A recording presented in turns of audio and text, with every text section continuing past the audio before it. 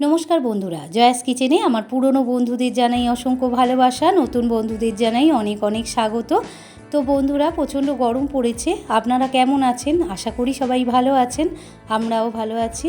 আজকের আমি দারুণ স্বাদের একটা নিরামিষ রেসিপি নিয়ে এসে আপনাদের সামনে হাজির হয়েছি। বানাবো নিরামিষ ঝোল, সবজি দিয়ে, বড়ি দিয়ে, ডাঁটা দিয়ে নিরামিষ ঝোল। খেতে অসাধারণ লাগে বন্ধুরা। এই রকমভাবে বাড়িতে একবার হলেও আপনারা বানিয়ে দেখতে পারেন, দারুণ লাগবে খেতে।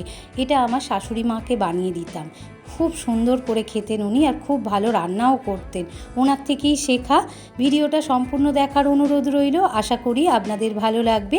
এই রকমভাবে রান্নাটা করে দুপুরবেলা ভাতের সঙ্গে খেতে পারবেন, আবার রাত্রিবেলা রুটি পরোটা লুচির সঙ্গেও খেতে পারবেন।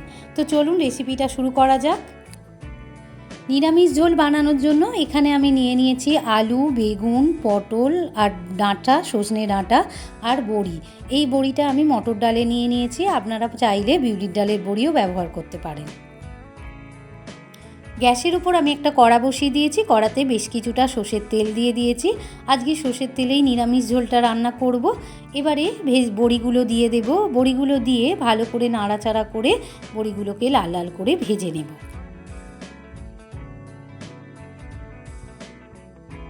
বড়িগুলোকে বেশ লালচে করে ভেজে নিয়েছি। এবার বড়িগুলোকে একটা পাত্রে তুলে রাখবো।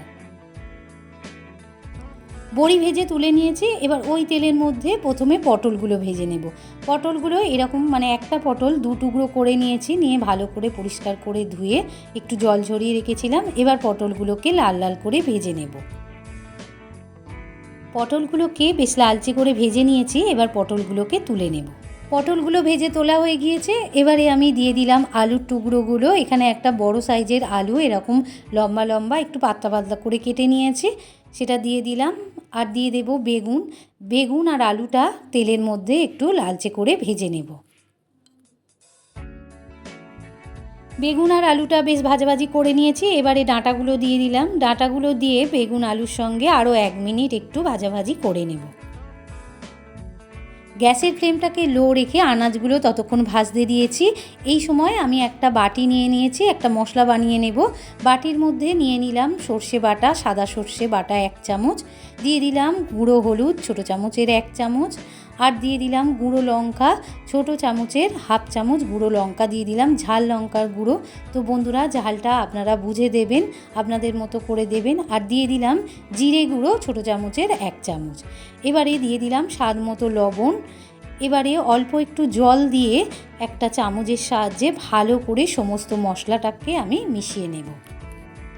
এইভাবে যদি মশলাটা আগে থাকতে তৈরি করে নেওয়া যায়, তাহলে খুব কম সময়ে তাড়াতাড়ি রান্নাটা হয়ে যায়, আর মশলাটা দেওয়ার জন্য কড়াতে লেগেও যায় না আর পুড়েও যায় না।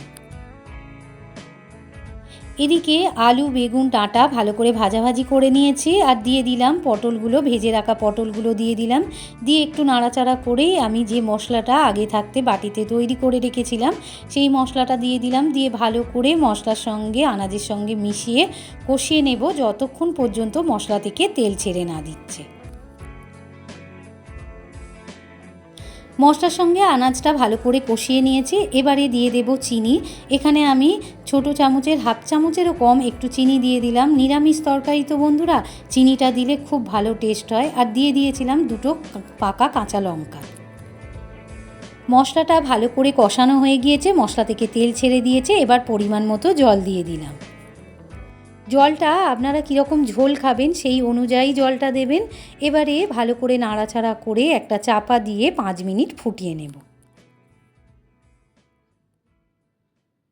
5 মিনিট পর আবার ফিরে এলাম, ঢাকাটা সরিয়ে নিয়েছি। এবারে দিয়ে দেব ভেজে রাখা বড়িগুলো দিয়ে আরও 1 মিনিট ফুটিয়ে নেব।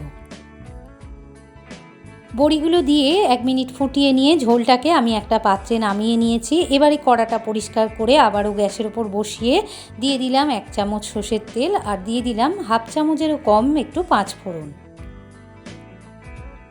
5 ফোড়নটা বেশ লালচে হয়ে গিয়েছে। এবারে আমি ঝোলটা সাঁতলে নেব। ঝোলটা সাঁতলে আরও 1 মিনিট ফুটিয়ে নেব। 5 ফোড়ন দিয়ে 1 মিনিট সাঁতলে নিয়ে ফুটিয়ে নিয়েছি। তো বন্ধুরা আমার একদম রেডি হয়ে গিয়েছে নিরামিষ ঝোল। এই রকমভাবে বাড়িতে একবার হলেও আপনারা বানিয়ে খাবেন, দেখবেন দারুণ লাগবে খেতে।